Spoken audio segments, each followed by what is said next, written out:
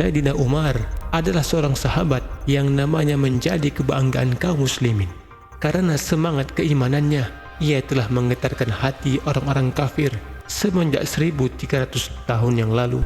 Sebelum masuk Islam, ia termasuk orang yang sangat ganas dalam mengganggu dan menyakiti orang-orang Islam. Bahkan ia selalu berusaha membunuh baginda Nabi Sallallahu Alaihi Wasallam. Suatu saat orang-orang kafir bermusyawarah untuk mencari siapakah orang yang berani membunuh Muhammad. Umar segera menyahut, "Aku yang akan membunuhnya." Mereka berkata, "Ya, kamu pantas melakukannya." Umar pun segera bangun dan pergi sambil menyandang pedangnya. Di tengah perjalanan, ia bertemu dengan Sa'ad bin Abi Waqqas, seorang sahabat dari kabilah Zurrah.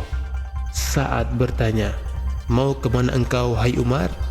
Umar menjawab, "Aku mau membunuh Muhammad." Sa'ad menjawab, "Kalau begitu, Banu Hashim, Banu Zuhra, dan Banu Abdi Manaf tentu tidak akan berdiam diri.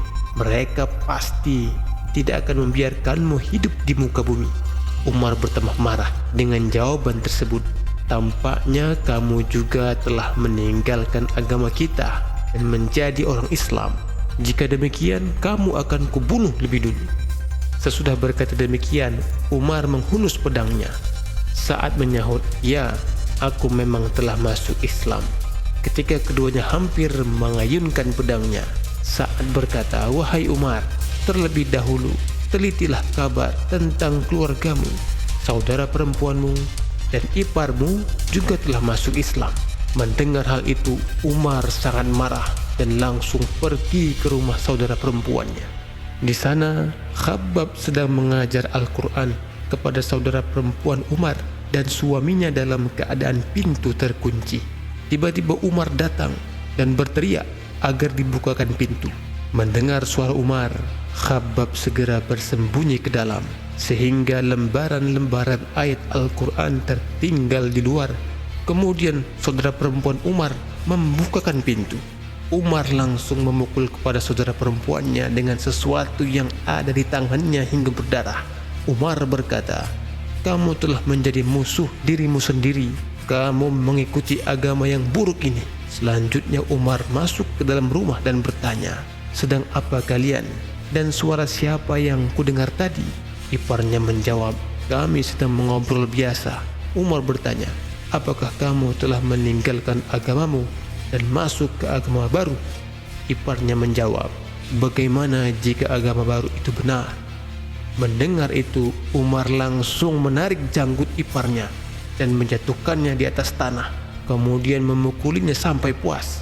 Saudara perempuannya berusaha memisahkan mereka, tetapi Umar menampar wajahnya dengan keras sampai berdarah. Padahal ia saudara perempuannya sendiri. Saudara perempuannya berkata, "Hai Umar, apakah kami dipukuli hanya karena kami masuk Islam? Memang kami sudah masuk Islam. Apa saja yang bisa kau lakukan kepada kami, lakukanlah." Setelah itu pandangan mata Umar tertuju ke lembaran ayat Al-Quran yang tertinggal di luar. Emosinya mulai mereda. Ia merasa malu atas sikapnya terhadap saudara perempuannya yang telah dibuatnya berdarah. Umar berkata, "Baiklah, tunjukkanlah kepadaku apakah ini." Saudara perempuannya menjawab, "Kamu tidak suci dan lembaran ini tidak boleh disentuh oleh tangan yang tidak suci." Umar pun mendesaknya, namun saudara perempuannya tetap enggan memberikannya jika ia belum mandi dan berwudu. Setelah mandi, Umar mengambil lembaran tersebut dan membacanya. Ternyata di dalamnya berisi surat Toha. Ia terus membacanya hingga ayat, "Innani anallahu la ilaha illa ana fa'budni wa aqimis salata li dzikri." Akulah Allah, tiada yang berhak disembah selain aku, maka sembahlah aku dan dirikanlah solat untuk mengingatku. Setelah membaca ayat ini, keadaan Umar langsung berubah. Ia berkata, "Baiklah, kini pertemukanlah aku dengan Muhammad."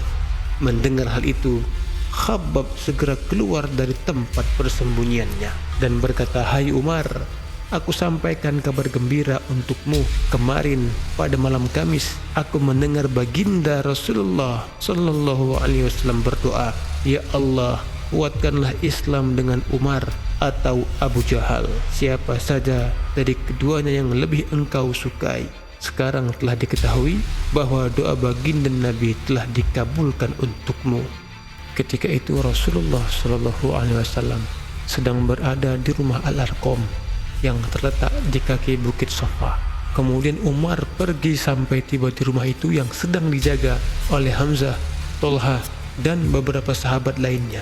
Kemudian Rasulullah Shallallahu Alaihi Wasallam keluar rumah dan mendatangi Umar, lalu memegang leher baju Umar dan tali pedangnya seraya bersabda, apakah tujuanmu kemari wahai Umar?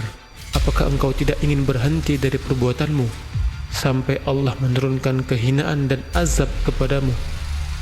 Umar berkata, jelaskan kepadaku mengenai Islam.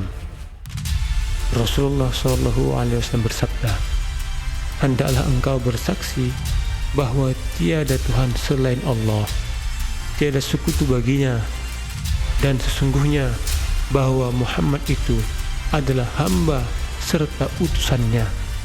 Kemudian Umar memeluk Islam pada saat itu juga. Umar berkata, keluarlah engkau untuk berdakwah dengan terang-terangan di tengah manusia, wahai Rasulullah. Maka dengan keislaman Umar, kaum muslimin bertakbir dengan takbir yang suaranya dapat didengar di sepanjang jalan di kota Mekkah. Semangat orang-orang kafir mulai menurun.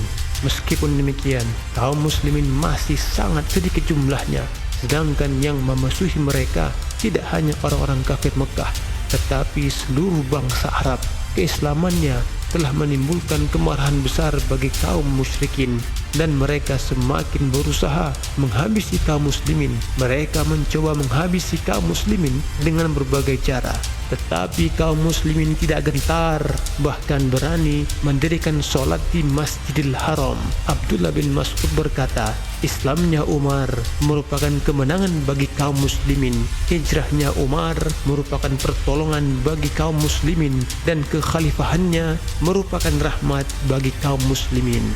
Sebelum Umar memeluk Islam, kaum muslimin tidak bisa mendirikan sholat di dekat Ka'bah.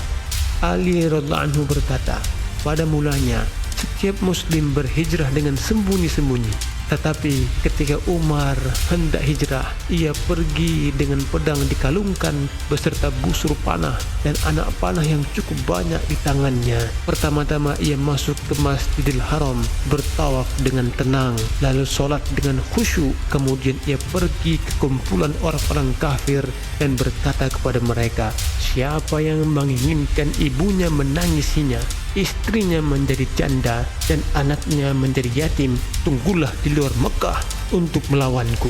Kata-kata itu diucapkan di setiap kumpulan orang-orang kafir, tetapi tak seorang pun yang berani menyambut tantangannya.